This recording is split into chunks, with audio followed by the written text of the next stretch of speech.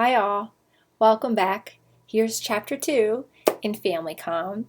We're going to jump right in. So there are a few review points that pop up in the beginning of chapter 2 from your authors, and they coincide a bit with what we talked about in chapter 1.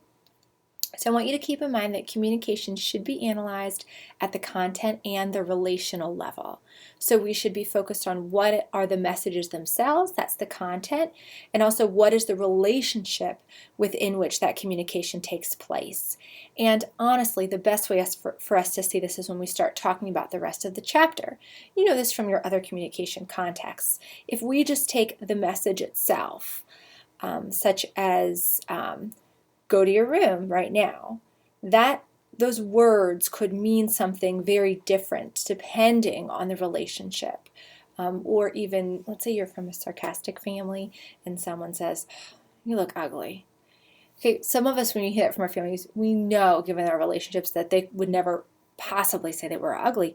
Others of us, that could be truthful, right? So it depends on the relationship and all those factors, and also then the content. Okay. Interpretive scholars wrote this book. What do I mean by that? In some classes we talk more about the different paradigms than others. But I want you to keep in mind that this is written by an interpretive scholar, a set of interpretive scholars, great interpretive scholars. And what that means is they're going to say a lot of this sort of thing. Each person has a unique way of dealing with sensory information. Okay. Every individual, from an interpretive standpoint, has their own unique way of looking at everything and their unique way of seeing the world. So even those curves I showed you last time, the bell curve in particular, they get that, they know what that is, but they don't really care about it, because what they want to know is how are each of those data points, how are all of those families and all of the people within those families, all the people that would be surveyed or interviewed, how do they see their world? And so you're going to see that a lot in this textbook, the way that things are written, as opposed to a post-positivist writing a book in which they're talking solely about people like this do this, people from here do this, and it's a little bit more clear and generalizable on how it's talked about. And this will do some of that, but this is just their lens, and they're great scholars. So one thing, too, that I've added here is this little note about interpretive scholarship, in which each partner's definitions of reality must be continually correlated with the definitions of the other. Here we're bleeding across into post-positivistic, and I'm not going to ask you questions about what do interpretive scholars do that's different from post-positivistic scholars, but I want you to know that an interpretive scholar looks at how individuals interpret their world, and they really feel that reality is in the object of the beholder. So this underlined part here about each partner's definition of reality, what the authors say and what other researchers have said is that when you go into a romantic relationship or in a family, everybody involved, each individual person, thinks about what reality is. And that's their reality, and that's their reality, and that's their reality. And they also acknowledge that the more they line up, is going to have ramifications for the couple. The way that they line up is by communicating those realities, and directly and indirectly, to each other. And then over time, these definitions of reality start to sound more and more alike. And that's very similar to what we talked about last chapter about to a family, it being like water to a fish. We're all kind of working with a similar type of reality. So they correlate, they get more and more similar over time. Okay, another point, language you speak limits and shapes your meaning. So the authors are talking in this chapter about how, quite frankly, if you speak English, if you speak Spanish, if you speak Portuguese, Swahili, whatever you speak, that limits and shapes how you make sense of your world. So this is very close to the Sapir-Whorf hypothesis, which says that our language dictates our thinking. So a common example for Sapir-Whorf hypothesis is that if you're an Eskimo who has 15 names for snow, you're going to think about snow in a more complex way than someone like me who's got one or maybe two or three, like messy snow or sticky snow. I think about snow in a very simple way. When we're talking about families and human interaction, and the language you speak limits and shapes your meaning, it's more than just the language you speak. It's the vocabulary that you have and the way that you've talked about things. So for instance, if you're in a family where people talked about their emotions often and in so many different ways, such that they could talk for a whole 3 minutes about their emotions, listing adjectives to describe how they feel at this point in time, then you have a very rich, thick way of talking about your emotions.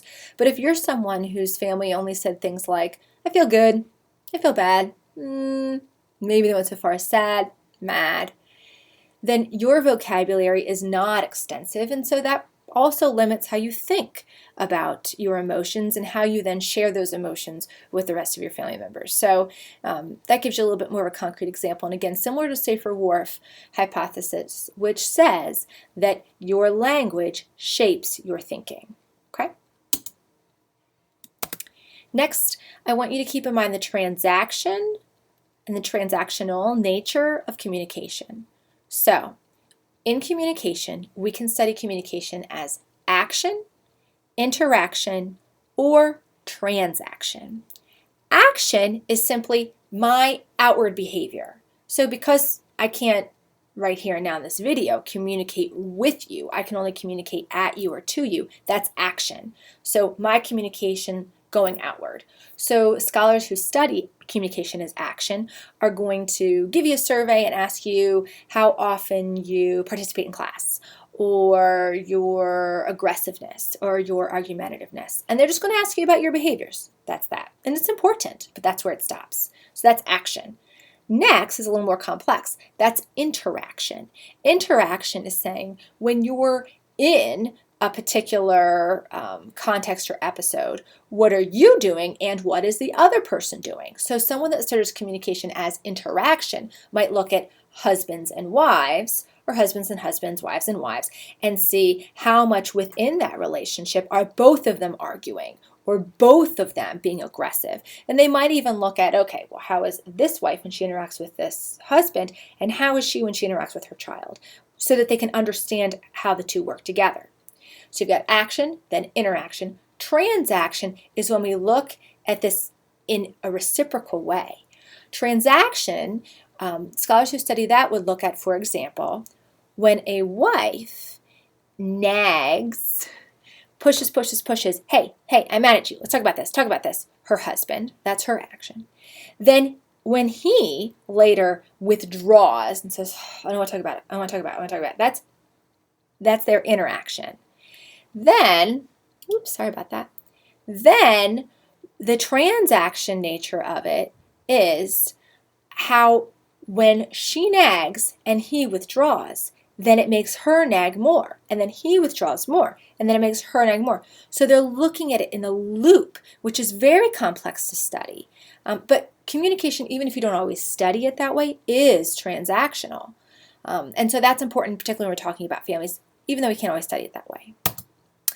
So transactional means we have patterns of relationships, and each person in the relationship creates a context around the other person's communication. And then that creates and interprets messages, and it affects and is affected by the other. So it's like a big old loop. That's a lot of fancy talk for me to say. It's like a big loop. How one person actions affect this person, and then this person's actions in turn affect the other person, and actually studying it in that way. Okay? Very good. Then we've got symbolic interdependence talked about at the beginning of this chapter, and this means that our meanings become more coordinated over time, which loops back up to this idea, right? That each partner's definition of reality must be continually correlated. Okay, how we see the world is also related to our meanings that we have. Okay, the way we see it coordinated over time. And more often a behavior occurs, the more likely it is to be caught by all of their members. So when we talk about symbolic interdependence in the family, what this means is when you have a lot of humor, comedy, playfulness in a family, the more you have it, the more often it's going to grow. There you go, symbolic interdependence. Okay. So here are a couple of examples. So these can be very idiosyncratic, meaning unique to the family. So in my house growing up, my parents often said, be careful when my brother or I, or even each other, when they left the house. So be careful, yes, it does literally mean watch out for harm, be mindful, that sort of thing. But really it meant something different to us. It meant, I love you, I care about you. And so if you didn't hear that when you left the house, then you kind of go, well, I'm leaving. Like, hey, this is something that we say, it's ritualistic. So that came to mean something over time that was more than just put on your seatbelt or, don't do anything dangerous. It meant something more meaningful. Now, if you were someone from outside of my home, like a date picking me up, be like, what, did Dad think I'm going to get in a car wreck or something? In some instances, that is probably true because I dated a reckless driver or two, but that be careful was deeper than that. And when somebody would come pick me up and they would question that, I would realize, oh yeah, I kind of forget that to everybody, be careful doesn't mean I love you, I care about you. So I would explain it. Another example is, this happens often in homes of alcoholics, people with addictions, people who have things that may be a secret within and or outside of the family. You may hear a family member say, he's having a bad day, which is really a kind of code for he's drinking, he's drunk, or that sort of thing. Okay, so those are examples of where we see symbolic interdependence at play. Okay, so there's some very new points here. One is about meta-communication, which your book mentions. Not just the big life events, but also everyday moods, minor pleasures, or irritations may shift the communication patterns on a day-to-day basis. So they're pointing out some of the nuances that we won't necessarily talk about all during the semester. But I want you to keep in mind that, when we study human behavior, first of all, we don't always get to study how people talk about their communication. Like, we should talk more, we should talk less, but this is important and we want to learn more about it. And your book talks a little bit about it, and check that out. But also the second bullet point, that it's not just the big stuff, it's the everyday little stuff. This is hugely important.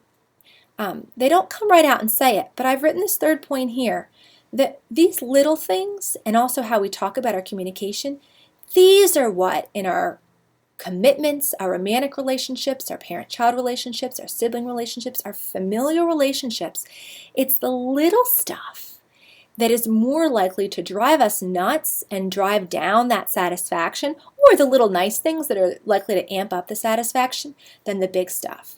A lot of times my dark side students say things like, well, what about infidelity? Well, what about these huge acts of betrayal? Or what about a huge episode of a huge gesture of love? Don't these things just propel or squelch relationships? Actually, not really.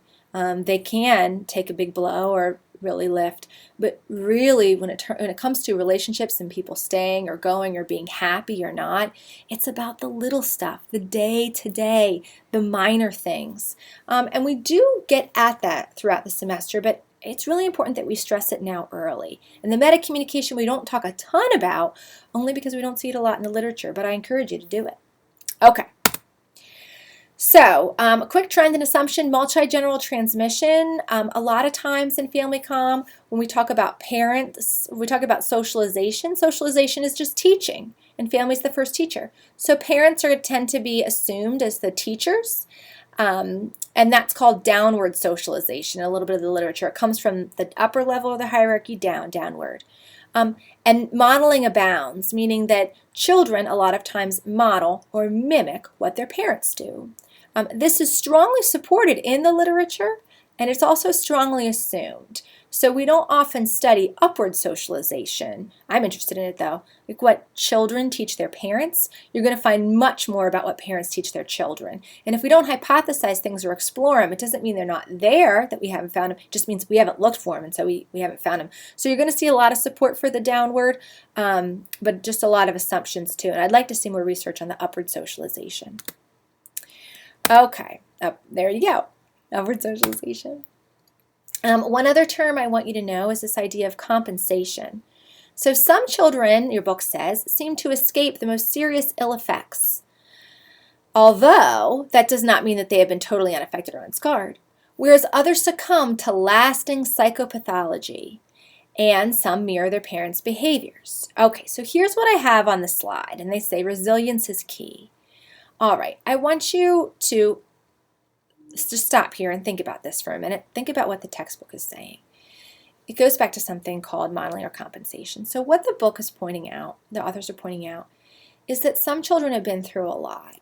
They've seen a lot of bad stuff in their family. They've heard a lot of negative communication, hurtful, even abusive communication. And scholars have seen that, a lot of times they escape the ill effects. They are not themselves bad communicators in adulthood. They are not incredibly low in self-esteem. They have functional relationships as a result. So it's as if they've escaped this. They haven't modeled it. They haven't modeled the nasty stuff they've seen their parents do.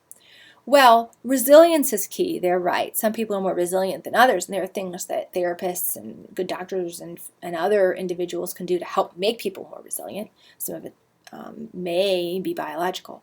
Resilience is key. But what I want to point out to you that's sort of new here, and we'll return to it when we talk about modeling and compensation, is that knowledge, drive, and other people to model, so like non-family members, those fictive kin, are likely to accompany that resilience.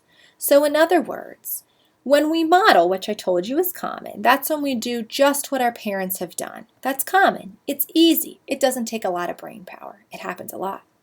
But if we're in a family where we see a lot of negative behaviors, then if we're knowledgeable, those behaviors are negative, and we're driven, I want to change those behaviors, and we find other people with whom we can model more positive behaviors, like perhaps the parent we never had, that surrogate mother or father, that neighbor who really does provide good modeling, or teacher or something like that, big sister, big brother, then if those accompany our resilience, then we stand a really good chance of compensating those negative behaviors and flipping it. And when our parents were perhaps really aggressive, nasty, even abusive, or neglectful, you name it, we make the conscious decision and work hard at changing that in our own lives.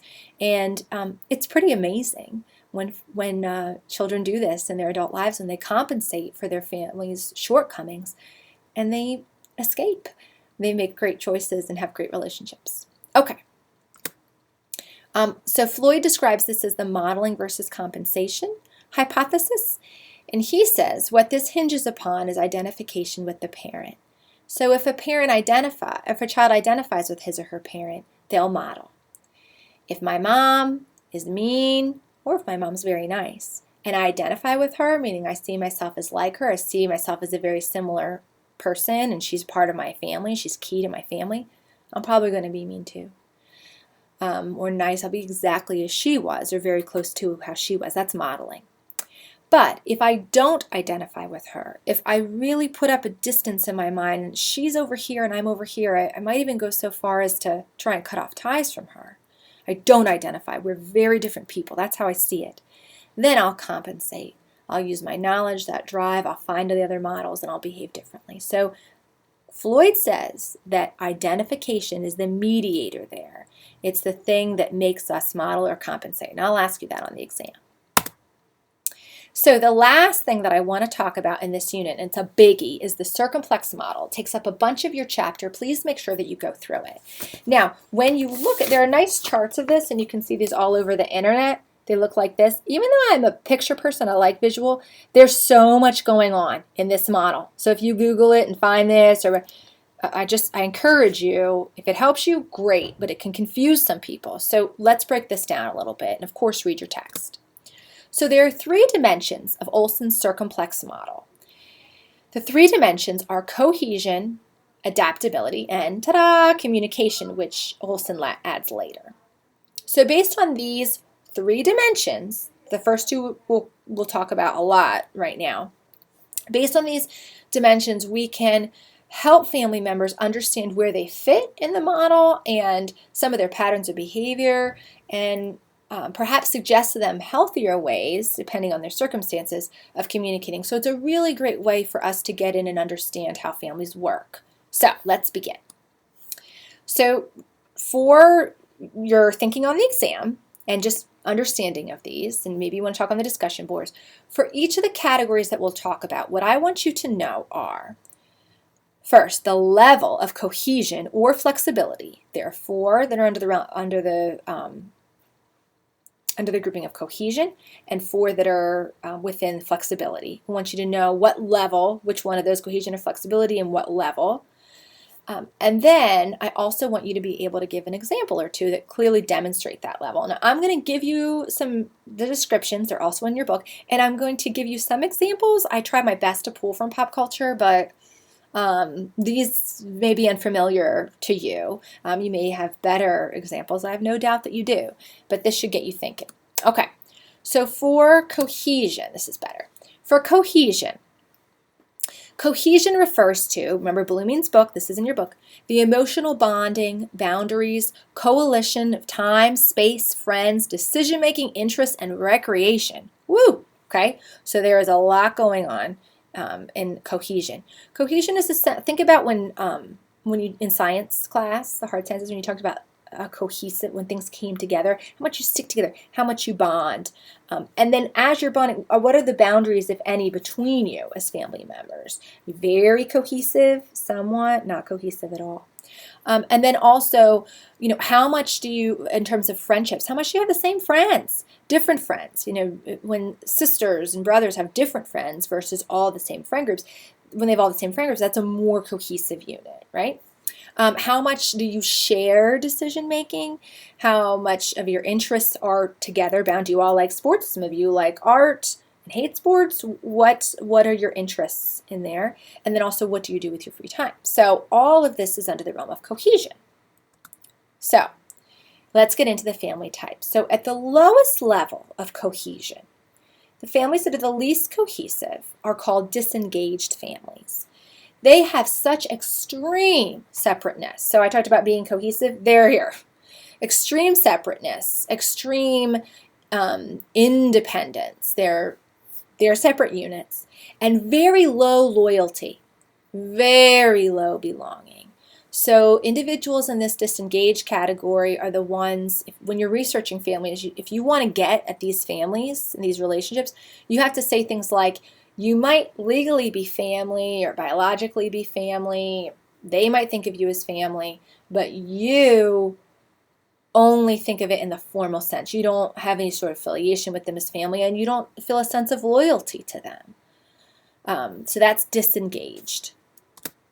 Then moving up a little bit in terms of cohesion, slightly more cohesion is the connected family. So they're emotionally independent still. They have their own thoughts, their own feelings, but they do also, along with that emotional independence, they're involved, and they do feel like they belong, and they have some loyalty there. So their lives, they have involvement with each other and a connection to each other, hence the name connected.